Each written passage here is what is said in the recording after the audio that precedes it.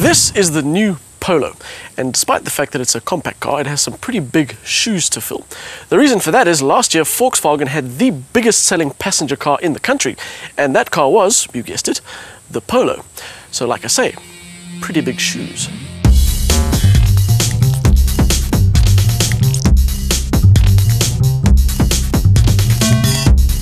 So, what have Volkswagen done to make sure this third-generation South African Polo is as much a success as its predecessor? For starters, they got the head honcho designer to draw the thing. So, the same guy that designed the Audi A5 and others is also responsible for the humble Polo. But he hasn't exactly created a flashy new motor.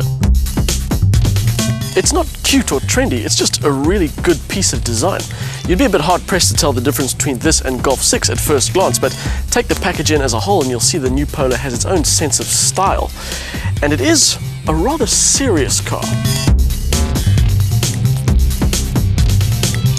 By that, I mean there aren't any gimmicks, no crazy lines or over-the-top colors. It's simple, it's clean, and it works. This is the Comfort Line version, which means it has a few extras that the standard Trendline doesn't come with, but there aren't any major differences between the two from a styling point of view. The only things that are missing on the lesser models are things like color-coded door handles and front fog lights.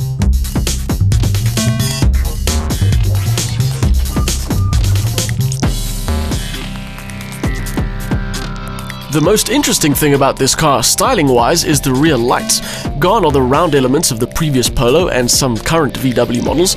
In their place, there's a much prettier fiber optic type element. It has to be said, there's just a little bit of Audi in there, and it's not fun or frivolous, it's serious.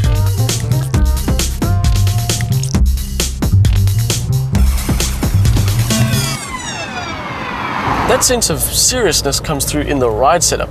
It just feels very solid and very together, and we've had it on the open road, on the highway, and through a pretty tricky mountain pass.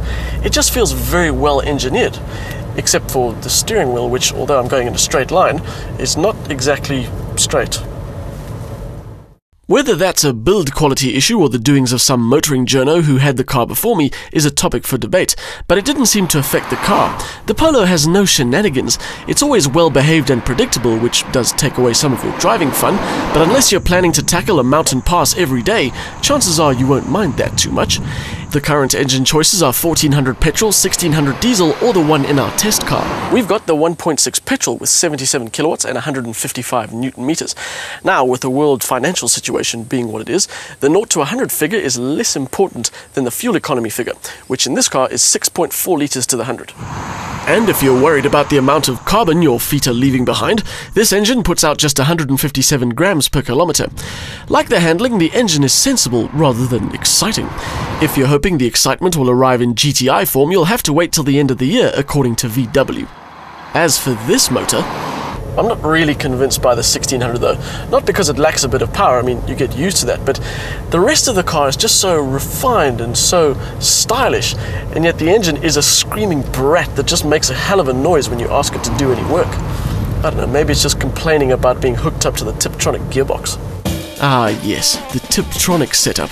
Before we get to that, the good news is you can order your Polo with a 5-speed manual, and it'll be 14 grand cheaper.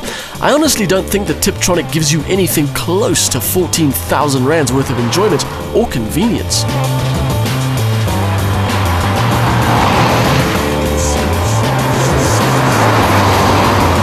The whole thing is just so indecisive. To give you an example, it went through 4 gear changes in about 200 meters of highway with the cruise control on. The upshifts particularly are a bit ponderous, and I'd say that unless you really, really, really hate driving a manual car, don't get the Tiptronic.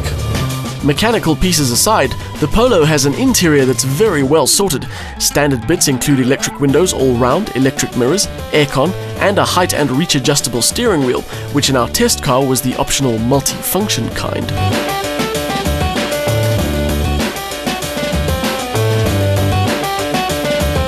The other options include a CD player with MP3 capability and an auxiliary connection.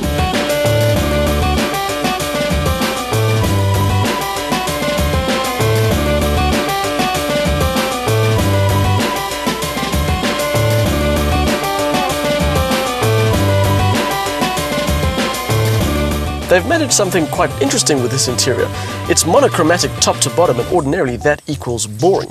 But with a few chrome accents, a bit of red, white and blue illumination, they've made it a very nice and a very comfortable place to be. The only thing is the seat material. I mean, this car's only got 2,500 Ks on the clock, and there are already some dodgy stains starting to show. And if you're thinking, oh well, I'll just get me some leather seats, then the dodgy stains will be manageable, well, the bad news is that leather isn't on the options list. You will find other nice things on that list though, like cruise control and park distance control and curtain airbags. On the safety side, ESP is also available as an option, but the Polo comes standard with EBD-enabled ABS, as well as front and side airbags. As a package, the Polo doesn't excite like some of its competition, but it has a level of engineering and design that's a cut above everything else. If you're not interested in cute or trendy, then the Polo is probably your answer. It's very grown up and very stylish, but that comes at a cost. At 183,000 Rand, it's not the cheapest option in its market, but then again, good taste always did cost that little bit extra.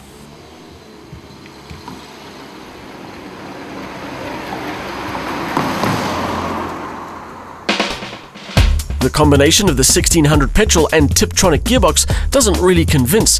If you're in the market, opt for the manual. The rest of the Polo package is stylish and solid. The only concern is on the interior, where the seat material doesn't seem to cope too well with stains.